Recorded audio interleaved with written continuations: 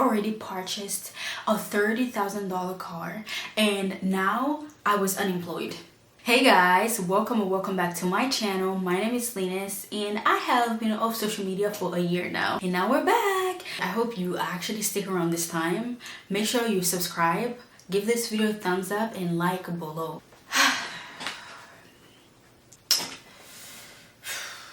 I left YouTube, Facebook, TikTok and all of that stuff because my life was just in shambles. My life was a mess. Like, if I'm telling you guys that I was sad, I wouldn't say I was depressed, but I was very, very sad.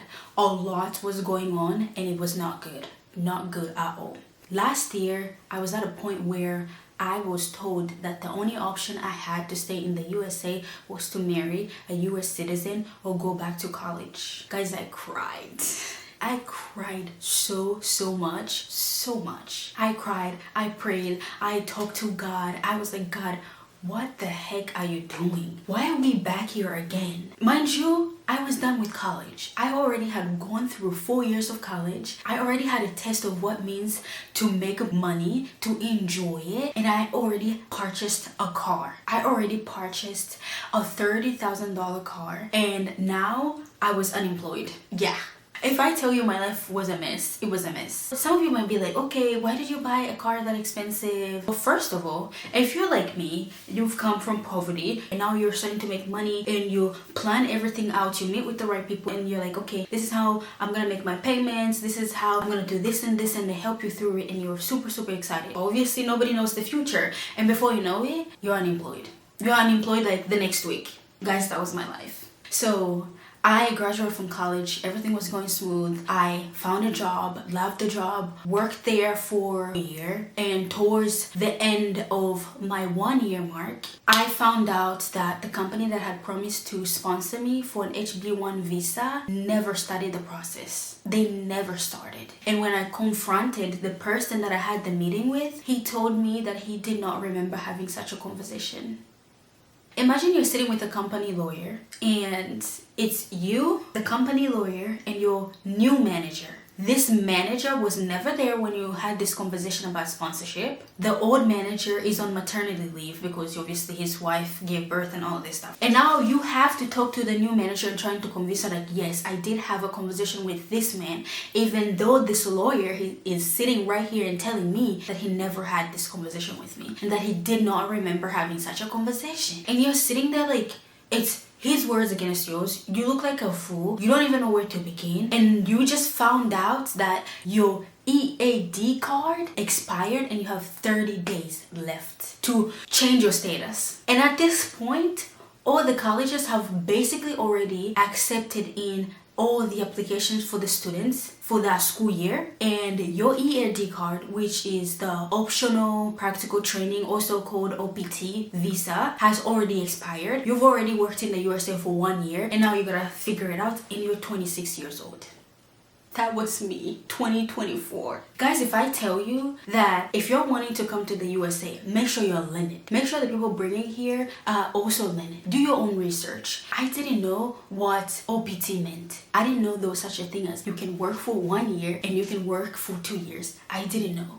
STEM programs are basically programs that are science, technology, English, and math. So if you studied anything that's science, technology, English, and math, that means when you graduate, you can work for 2 years after you graduate. So you have 2 years to try to figure it out. Try to find a partner, try to apply for your H1B visa, try to change your status, try to figure things out. 1 year is not enough. Studying business, studying communication, studying nursing, anything that is not STEM, you're only gonna have 1 year of working. So like I said, there is pre and post OPT. Pre OPT means you can work before you graduate, and OPT only applies to college students. You can work before you graduate and you can divide it in half. You can do 6 pre-OPT and 6 post-OPT. So you can work for 6 months before you graduate and then 6 months after you graduate. Or you can do like what I did. You have post-OPT where it's just 1 year of working, right? You haven't divided anything. If you do all your pre-OPT, right? So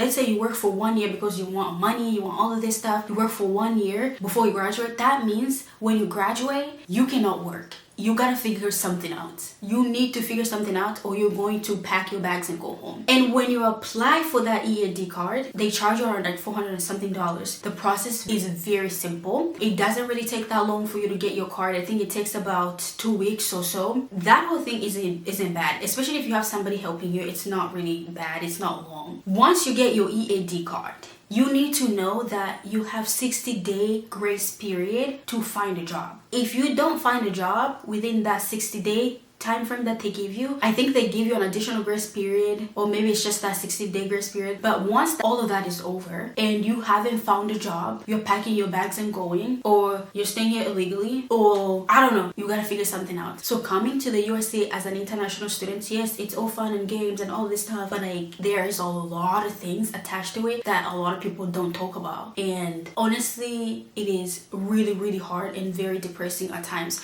because you go to school, you graduate 4 years while your friends are building their careers. You have to come back and basically start over again. And that's what happened to me. I had no choice but to go back to school again for 4 years. 4 years, starting over, starting from scratch. Make sure you know what you're getting yourself into. Make sure when you're applying for these jobs, you're not bending backwards for them, because at the end of the day, they're not going to do that for you. Make sure that you're well aware of the situation that you're getting yourself into, because some companies like mine may promise you heaven on earth, and then when it's their turn to help you, they're not going to be nowhere to be found. And you need to know what it is that they're promising you. Record, keep track of everything, because they will lie to you and you're basically gonna be screwed. That's why I left for that whole period of time. I was not okay. I lost weight. I was all over the place. My family and I had meetings with so many lawyers, and they were all telling me the same stuff. I had no option but to go to school or stay here illegally. And I was like, I'm not staying here illegally just to waste my degree just because I want to stay here. So I decided to go back to school, and that's where we are. And I'm 26, starting over again. This is what I call modern day slavery, because a lot of people literally go to school, graduate, start working, and then they get screwed, and they're like, oh, now you gotta go back to school again. Before you know it, you have PhD and you are in so much debt and you're basically messed up. That's been my situation. I had to stay off social media. I had to go away and figure my life out and then come back here. Otherwise, it's been miserable. It's been hard. It's been terrible. I would not recommend to anybody. Make sure when you go to these colleges, they're telling you what OPT means, what all of this means, the terms and conditions and all of that stuff. I'm linking a couple things about OPT, work, travel, all of that stuff. I'm gonna link it so that if you have any questions or are wanting to come to the USA, go through those links. That's the link where you go if you want to apply for stuff. So go there, read through the stuff, ask questions. I can answer if you have any questions about it. Ask questions. I'll answer you as much as I can. I'll answer. Otherwise, the land, the American dream is a tough one. Anyways, I just thought I'd give you guys an update. That's been my life. I'm in school now. Back at it. And what jobs do? I like babysit for people. Last time I was like weeding. I got bitten so badly by mosquitoes. Like, it's not been funny. I house clean. I'm back at cleaning toilets. It's so tough. Like, you work in a corporate job and now you're like back to square one, making barely nothing, and then I have a car to pay for. So you can only imagine. It's been extremely stressful. Why don't nobody talk about these things, about all of this stuff about school in America, how you have to basically become a maid? Like, if you're from Africa and you used to make good money, now here you're basically a nobody. So many CNAs, so many people working under the table. It's like, dang. And some of you used to be some high-end people. You had a whole degree. Like, why do they gotta do us like that? Why aren't there opportunities for people to become citizens? I don't get that. Like, why is the only logical thing is to marry somebody who's a citizen? Like, how's that even making sense? Like, nobody wants to marry somebody just because they want to stay here. Like, we all want to experience what true love is, and that is not true love. I refuse. Like, I will go back to school any day. I refuse to marry somebody because I want to stay here, because I want to be able to experience what true love is. And marrying somebody for just being here sounds so miserable. And for the people that do that, I'm so sorry. I know that the country gives people little to no option, but I'm just so sorry. If we go back to school, I don't know. Join me. But if I'm telling you, we work some rubbish jobs, it's bad. Like, I remember one time I was in college, my first time in college, I was carrying trash bags. Because if you're babysitting, kids are pounding on you and you just have to carry through because you gotta make money.